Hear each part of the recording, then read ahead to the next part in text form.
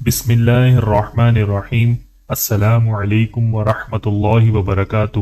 اور آج کی ہماری اس ویڈیو کا عنوان ہے سجدہ سہو کیا ہے اور اس کو نماز میں ادا کرنے کا کیا طریقہ ہے۔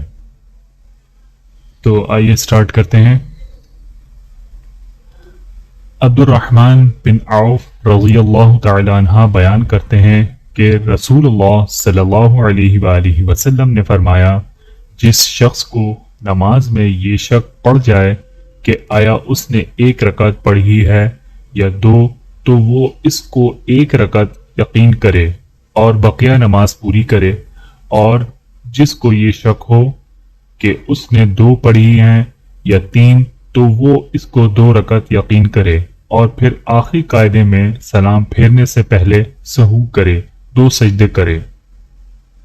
حضرت ابو ہریرہ رضی اللہ تعالی عنہ سے روایت ہے کہ رسول اللہ صلی اللہ علیہ وآلہ وسلم نے فرمایا، جب تم میں سے کوئی نماز پڑھتا ہے تو شیطان اس کی نماز میں شبہ ڈالتا ہے، اس کو یاد نہیں رہتا کہ کتنی رکعتیں پڑھی ہیں۔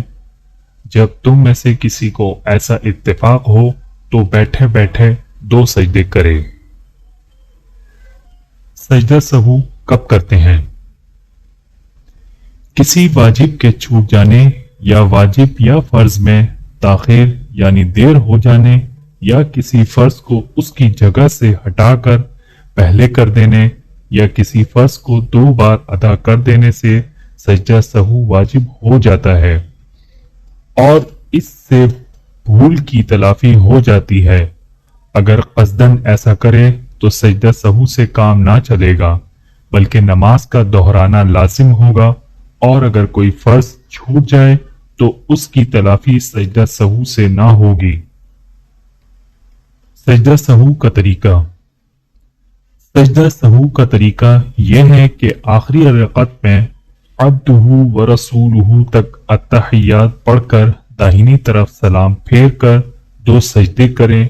ہر مرتبہ سجدے کو جاتے ہوئے اللہ اکبر کہیے اور دونوں سجدے کر کے بیٹھ جائیں، اور دوبارہ پوری التحیات اور اس کے بعد درود شریف اور درود شریف کے بعد کی دعا پڑھیں، پھر دونوں طرف سلام پھیر دیں۔